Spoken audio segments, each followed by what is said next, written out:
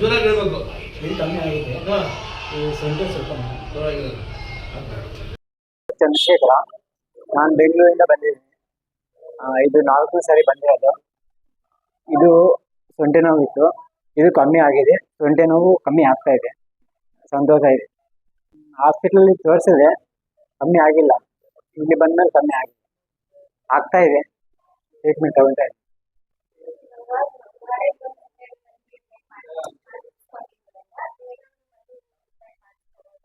ಹಾಂ, ಮಾಡಿಸ್ಕೋಬೇಕು ಖಂಡಿತ.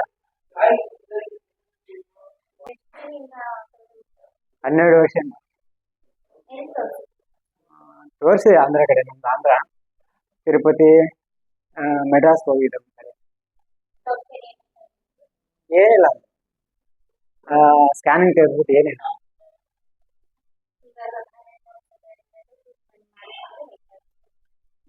ಇದು ಕಮ್ಮಿ ಆಗ್ತಾ ಇದೆ.